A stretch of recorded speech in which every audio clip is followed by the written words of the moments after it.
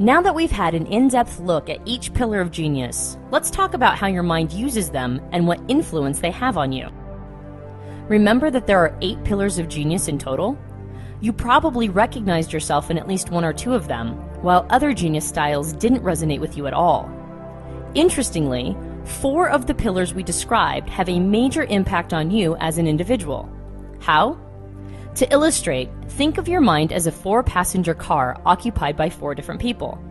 In the front seat of your mind, you have a driver, and sitting next to the driver is a co-pilot who helps navigate. In the back seat directly behind the co-pilot sits a 10-year-old, and next to the 10-year-old, directly behind the driver, sits a 3-year-old. These 4 positions represent different parts of who you are and how you think. Each is a different mental process or genius that you access depending upon the situation and the circumstances in your life. The driver is the mental process you've been using your entire life, so naturally it's the most developed process as you use it all the time.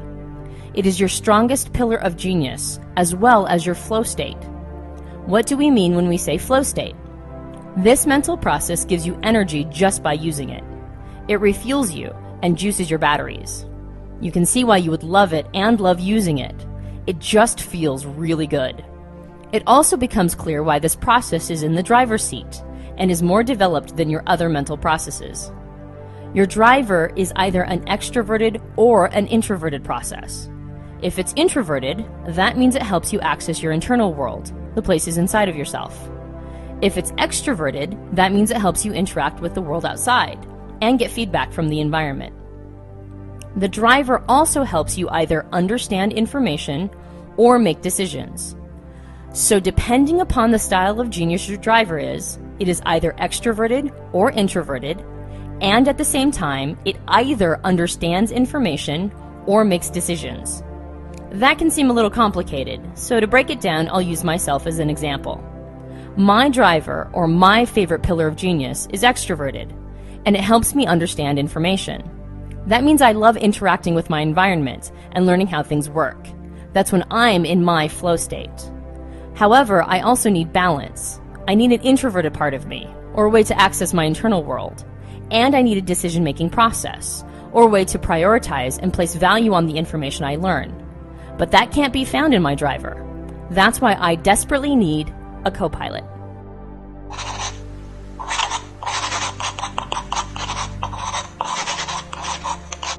Now here's how the co-pilot works. It rounds us out and handles the tasks that our driver process would otherwise miss. For me, because my driver is extroverted and merely understands information, my co-pilot is introverted and it helps me make decisions.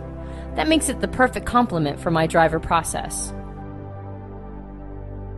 It's important to note that the co-pilot process does not produce a flow state on its own, so it doesn't feel quite as good when you're using it. But you do have a natural talent for the co-pilot, and you enjoy how much it complements the driver. Together, they give you everything you need. That's why we can call the co-pilot your growth state. Just as we identified your driver as a flow state, we can safely call the co-pilot a growth state. While it doesn't feel as good as the driver to use, developing your co-pilot is the biggest bang for your buck you can get in personal and business development. These 2 parts of you have an interesting relationship. Much like in an actual car, the co-pilot is there to support the driver and help navigate. The co-pilot is in service of the driver, not the other way around. Think of the balance of responsibilities as a 60-40 split. It's by first developing and then combining both of these 2 mental processes together that you can access your genius state. That's a lot of information, and it can be overwhelming. So let's take a moment to recap. Your driver and your co-pilot work together to give you access to your inner world as well as the world outside of you. And they help you both understand information as well as make decisions based upon that information. The driver does most of the muscle work, which is just fine by you as it feels great to use and puts you in flow. And your co-pilot assists the driver by picking up on things the driver would miss, thereby making the development of your co-pilot a high-leverage tool in both your personal and business lives. Now, there is a trade to having a genius state. Putting the time and effort into developing your genius means you are specializing, which requires narrowing your focus. When you become exceptional in some areas, it's easy to understand why there would be blind spots in others. The key is not to dilute your genius abilities by trying to be good at everything, but rather to understand how these blind spots can manifest themselves and then brilliantly manage them. The driver and the co-pilot are the processes you specialize in, and they are your genius. But if you notice, they aren't alone in the car. There's a 10-year-old and a 3-year-old in the back seat, which represent your less developed processes. Let's talk about those for a few moments and what they mean to you. Just like the dichotomies we discovered previously, each mental process or genius style has a polar opposite. When you are developing or using one process, you are by definition shutting off its opposite. Think of it as not getting any airtime. Often that process or a genius pillar is simply off your radar. In the illustration we've been using of a 4-passenger car, the opposite process of the co-pilot is the 10-year-old, which is why the 10-year-old sits directly behind it. Remember, you don't favor or use your co-pilot as much as you use your driver. So the co-pilot's exact opposite process has a little more room to grow and to develop.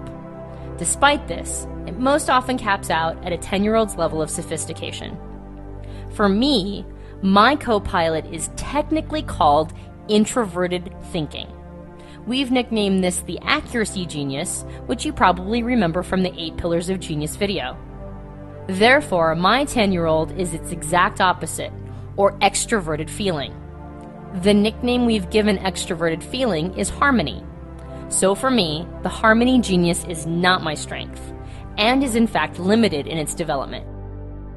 To state that more simply, at some point in my life, my natural talent for the accuracy genius became my focus, and so its opposite, the harmony genius, literally took a backseat.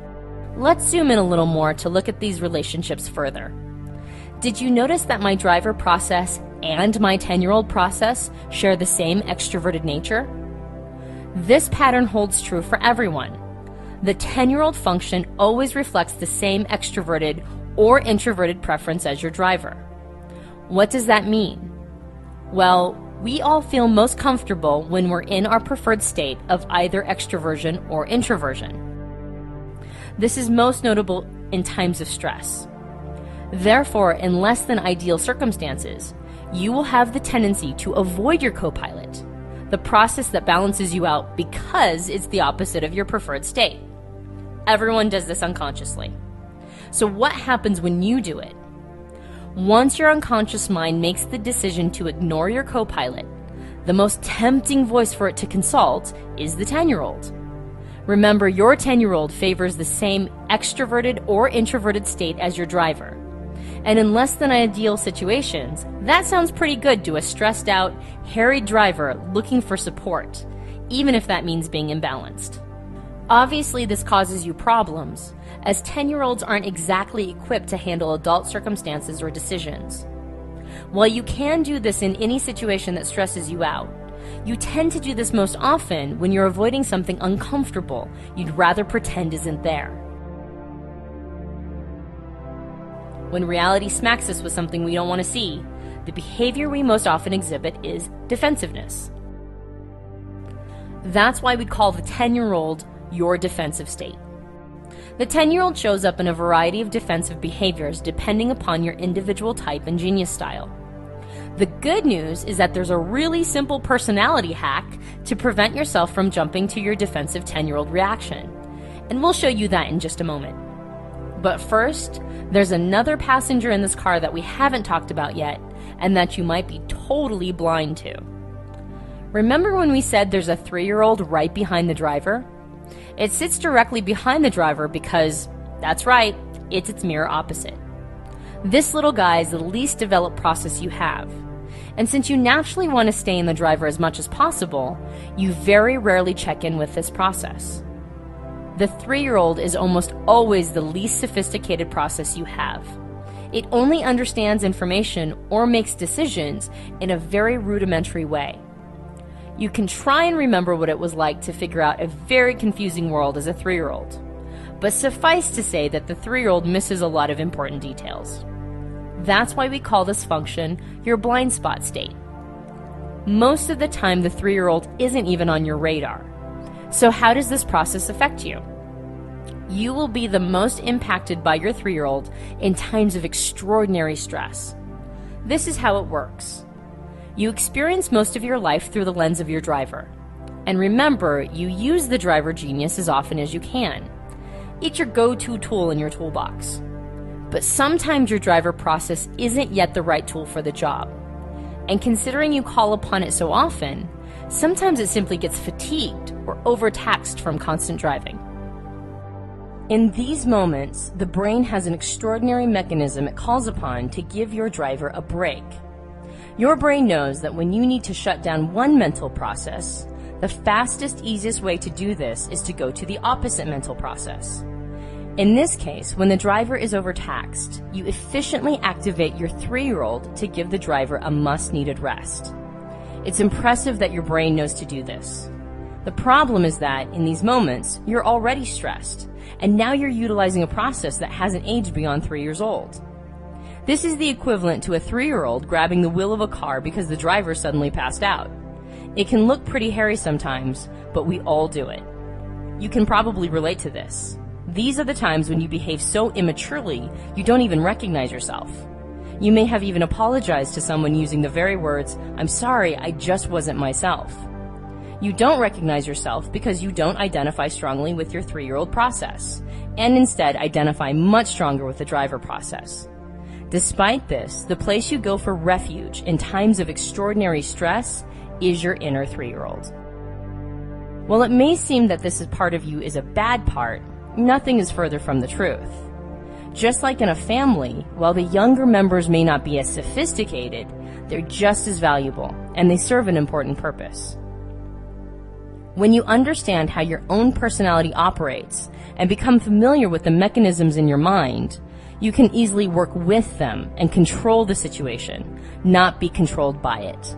We call these types of mental shortcuts personality hacks, tips to deal with your shadows in a way that empowers you, not haunts or hurts you. So knowing what we know now, here's how to best use these hacks working with your personality.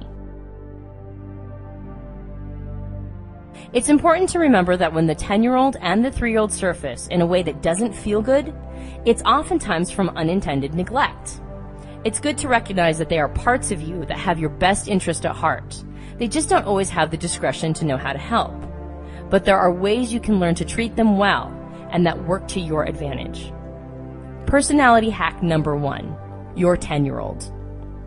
As we mentioned before, most people unconsciously retreat to their 10-year-old as a defense strategy. However, you can relate to your 10-year-old in a way that prevents it from feeling attacked or having a hair trigger of defense. Here's how. You can call upon your 10-year-old in times of play instead of in times of defense. This makes sense. 10-year-olds are great at playing, and play is their natural state.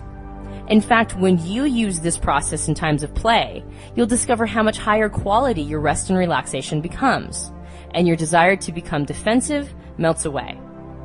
So you don't want to discourage this part of you, you want to encourage it in the right context. Once you learn what your 10-year-old process is, you will also be given tools which help prevent you from doing things like lashing out, retreating when things get tough, or even turning yourself into a weapon. Personality hack number 2, your 3-year-old. You don't have to keep the 3-year-old a blind spot that trips you up. Instead, you can utilize this process when you're decompressing. Remember, the 3-year-old allows you to give your driver a break. But instead of letting it grab the wheel of the car, which is catastrophic, you can instead pull the car over to the side of the road, give the driver a rest, and let the 3-year-old run around for a while. Essentially, you're giving space for the 3-year-old, who is often neglected and ignored, to do its thing. While you usually avoid this process, it can be extremely pleasurable, again, in the right context. Specifically as a sort of reboot in times of great stress. For example, in my case, my 3-year-old is called introverted sensing, or memory. You may remember the memory genius. It excels at accessing the past and creating a safe environment. This process is naturally a blind spot for me, and so usually I don't think in these terms. In order to exercise my 3-year-old, I've discovered that when my driver needs a break, the easiest way for me to de-stress is to watch a movie I've seen many times. If I don't have time for a movie, I can just listen to my favorite songs from when I was in high school. Now that's my reboot. Yours will most likely be different. Everyone has a unique decompression state based on their genius type. And this is part of what you'll learn when you receive a full profile. But now, let's wrap this up. The car diagram is an illustration for seeing and understanding how your mental processes work. You have a driver, which is your flow state. It's how you recharge your batteries and feel like you're at your best. In order to be a complete person, you also have a co-pilot. Exercising the co-pilot process is your greatest leverage point in personal growth. It's the combination of both your driver and your co-pilot that enables you to access your genius. In the back of the car, you have a process that is roughly the age of a 10-year-old. And this is where you tend to go in times of defensiveness. But you can understand and control this mental mechanism by using your 10-year-old process in times of play, a much happier and healthier state than defense. And last but not least, you have a process that is approximately 3 years old and can serve as a blind spot. We recommend, instead of being controlled by this process in times of great stress, that you instead control the process and use this extraordinary mechanism of the mind to decompress, reboot, and return to reality refreshed. The car diagram is an incredible tool for understanding your personality on a deep cognitive level, to equip you with tools of self-control unlike any other, and to both empower and naturally accelerate your genius. And while this can seem complicated, don't worry. We've done all the work for you, breaking down how your mind uses your unique set of mental processes. Once you discover what pillars of genius are sitting in your 4 seats, everything suddenly clicks, and things begin to make much more sense.